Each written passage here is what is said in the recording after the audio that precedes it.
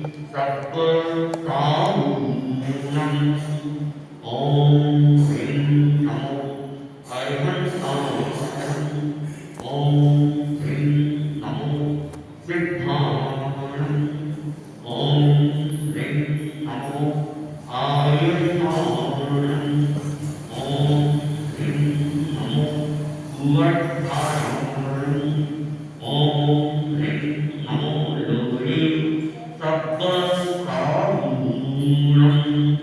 ओम ह्रीं नमो अरिहंताय ओम ह्रीं नमो सिद्धाय ओम ह्रीं नमो आयुर्दाय ओम ह्रीं नमो उवर्धाय ओम ह्रीं नमो लोहे सप्तकामूलम ऐसो पंचमंगलो सर्वपापनाशनो मंगलानंते सर्वेश्वरे हरिमं हवै मंगलम् हरिमं हवै मंगलम्।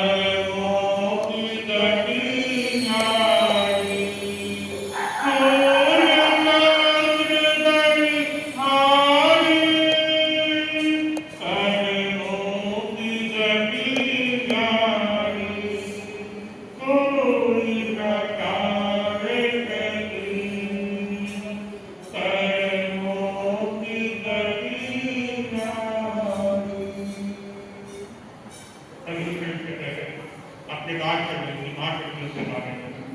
अब हम आगे बढ़ते हैं माँ सीता के बारे में। ये तो बहुत लंबी है, जैसे आदि रामायण सुनाया जा सकता है, तो कोशिश करते हैं कि जितनी हो सके उतनी चलाए।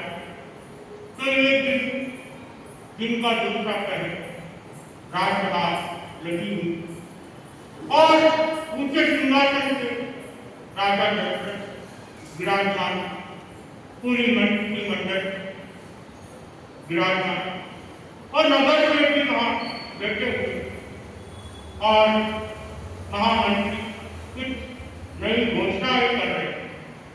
इतने दिन द्वारपाल अंदर आता और राजा को नमन करता है।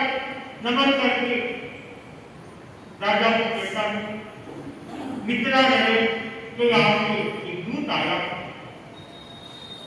आपकी आज्ञा हो तो उसे अंदर हो गया। तो राजा सहज स्वीकृति करता है कि उसे अंदर बुलाए। दूत आता है, राजा को प्रणाम करता है और कहता है संदेश आया, पहले तो आपको नमन करता हूँ, आपकी दीर्घ आयु के लिए मंगल कामना करता हूँ। तो मित्रा नरेश आपके लिए एक संदेश मिलता है और राजा दशरथ उस संदेश को लेते हैं, करते हैं और उस संदेश की बात करते हैं।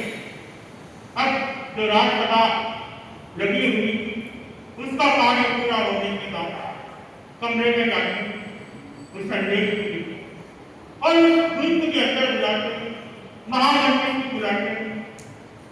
उस संदेश में लिखा हुआ था मित्रा नरेश कि आज रात के आतंकवादी इस विभाग के जो लोग थे, जंगल के लोग, आदिवासी लोग गांव में आते हैं, आसपास के गांवों में और उनको मारते हैं, कूदते हैं, उनको लूटते हैं और उनसे युद्ध करना मेरे अकेले का काम नहीं। अगर आपकी सहायता मिल जाए तो हम ये युद्ध जीत सकते हैं, उनको हार नहीं चाहिए। मित्रा दशरथ अयोध्या नरेश सब इस पत्र को करके महामंत्री को कहते हैं पर हमें युद्ध के लिए जाना है, युद्ध की तैयारी। और मित्रा का दुष्ट आया हुआ था, उनको कहते ठीक है हम पहुंच रहे हैं। और अगले दिन राजा जाने के लिए तैयार होता है। एक खबर राम को पता चलती, जैसे राम को पता चलते राम आता है, पिताजी को प्रणाम करता है। पिताजी को कहता है मैंने सुना है आप मित्रा जा रहे युद्ध करने की। तो पिताजी को कहते हाँ सही बात है, हम युद्ध के लिए जाओ। तो हमारे वचन में आप कहाँ युद्ध कर जाओ कि मैं जाता हूँ युद्ध पे। हालांकि पराक्रमी था राम और युद्ध कुशल था, कोई संदेह नहीं था युद्ध पे। लेकिन पिता दशरथ यदि होता है साथ रहने दो, मैं चला जाता। राम की आज्ञा बहुत ज्यादा हो जाती कि एक बार विश्वास करो मेरे, इस युद्ध से नीचे जाओ। अब आगे ज्यादा होने दशरथ राम को आज्ञा दी। अब राम युद्ध के लिए तैयार होता, साथ में लक्ष्मण भी साथ में चलता। अब दोनों मिथिला पहुंचते हैं और वहां से पूरी अपनी सेना, मिथिला की सेना और अयोध्या सेना भी युद्ध के लिए पहुंचे। वहां युद्ध बहुत बड़ा भयंकर युद्ध होता है दोनों के और वहां से राम लक्ष्मण उस युद्ध को जीतने के बाद वापस मिथिला आते। अब मिथिला जनक जो उसके मन में एक इतना यौवन, इतना खूबसूरत, इतना सौंदर्य से भरा हुआ श्री राम और युद्ध में भी एकदम कुशल व्यक्ति, उसके मन में एक भावना जगती है क्यों नहीं मेरी पुत्री की शादी, सीता की शादी इसके साथ कराई जाए। मैं भी सीता के लिए वन ढूंढ ही रहा हूँ और ऐसा वन के लोग बाहर नहीं। अब मन में मन ये बात सोच रहा था और बाग में राम घूम रहे थे। सीता की फूल तोड़ने आई थी, उसकी नजर राम पे पड़ जाती है और चली जाती है। जब मिथिला ने राम को विदाई देते हुए अयोध्या वापस लौट जाते और जब वहां के रानी से बात करते हैं मिथिला ने कि मैंने अपनी सीता के लिए राम से अच्छा वर नहीं मिलने वाला है, तो मैं चाहता हूं कि इन दोनों की शादी हो, तुम्हारी क्या राय? रानी कहती मुझे क्या पूछ रहे हो, मैं तो बहुत खुश हूं कि ऐसा वर वहां मिलेगा, ऐसा परिवार वहां मिलेगा जो अपनी मित्रता है और संबंध में बदल जाएगी और अपनी जो भी सेना है दुगनी हो जाएगी, कभी काम कर जाएगी, इसके लिए कभी अपनी ताकत बढ़ जाएगी, ऐसा मौका कहा। अब दोनों राजी हो जाते। अब रानी सोचती है क्यों नहीं सीता को पूछा जाए उसकी मन की बात जानने का। तो रानी सीता की सहेलियों के माध्यम से बात पहुंचाती और सीता अपनी सहेलियों को कहती ये तो मेरा सौभाग्य होगा अगर ऐसा राम जैसा पति मुझे मिले। अब ये बात सहेलियां वापस रानी को सुनाती है कि सीता का विवाह है, सीता के मन में भी राम के लिए जगह है। अब ये बात सुनते ही राजा जनक एक पत्र लिखते और सभा की बात, रिश्ते की बात समाचार अयोध्या पहुंचा। अयोध्या में दशरथ भी बहुत खुश हो जाता है, वो भी सोचता है मित्रता अब संबंध में बदल जाएगा और इतना अच्छा परिवार है और क्या चाहिए। दोनों के बात को रखते दोनों की सफाई करवाई है। दोनों की सफाई होने के बाद अब सीता मन ही मन उसको अपने पति मान देती और कल्पनाएं करने लग जाती है, सपनों में डूब जाती है। कहते हैं कुछ अच्छा होता है तो उसके साथ बुरा भी तैयार है। अच्छे रंगों से रंग रही थी वहां एक बेरंगी गिर जाता है। एक ऋषि नारद को पता चलता है कि राम की सगाई सीता से हुई है। राम को तो उसने देखा हुआ था ऋषि महाराज ने, नारद ने। अब सीता को बारे में सुना हुआ था कि वो बहुत सौंदर्य है, बहुत लावण्य है, उसकी सौंदर्य की चर्चा जगह जगह में होती है।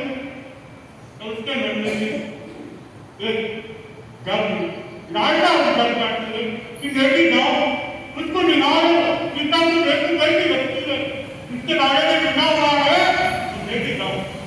और ये बात है जब सीता पत्नी अकेली नारद जी सीता के पक्ष में पहुंच जाती है। जैसे सीता के पक्ष में पहुंचते हैं, नारद ऋषि के बाल खुले हुए थे, दाढ़ी बड़ी हुई थी, कपड़े भी ऋषि का तो उसके हिसाब से कपड़े पहने हुए थे। सीता बैठी हुई, एकदम से सीता मूर्ति में कोई परछाई देखती है, मूर्ति में घबरा जाती, कौन आया है? जैसे ही नारद ऋषि को देखती जोर जोर से चिल्लाने लगी, कौन आया है, कौन है, कौन है? द्वारपाल अंदर आ जाए। जैसे ही द्वारपाल अंदर आके सीता आगे की बंदी बनाओ, कौन है पता नहीं, अपने बच्चा के अंदर तुम लोग क्या कर रहे थे? आप सीता का हुक्म मानना ही कर द्वारपाल उसे बंदी बना।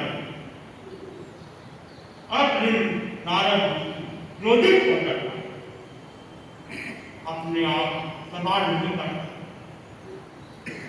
देखो मैं कौन जानता नहीं है और मुझे बंदी बना दिया।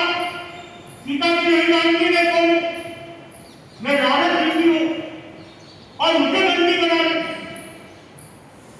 अब वो क्रोधित, अब जब एक बात राजा जनक को पता चलता है कि कोई व्यक्ति सीता के पक्ष में पहुंच गया था और उसे बंदी बनाया गया, उसे राजसभा में ले गया।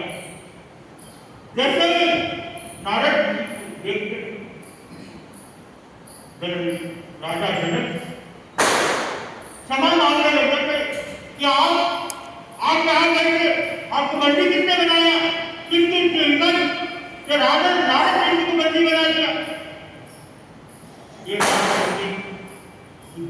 आगे बेटे इसकी बंदी खोलो, उसे ऐसे सम्मान सिंहासन पे बिठा और उनको आसन दो और फिर सम्मान उनको आसन दिया था। लेकिन क्रोध की ज्वाला अंदर जल गई। इतना सम्मान उनका आओ बगट होता है, सब कुछ होता है, लेकिन अंदर की जो ज्वाला जल रही वो उनको प्रेम नहीं। और अब वो नारद उसी राजमहल में बैठ बदले की भावना, अब सीता ने मेरा अपमान किया है, सीता से बदला लेना, कैसे नहीं बदले सीता से बदला लेना है। और उसके मन में भावना देखिए जब क्या करूं कैसे नहीं बदला सोच रहा था।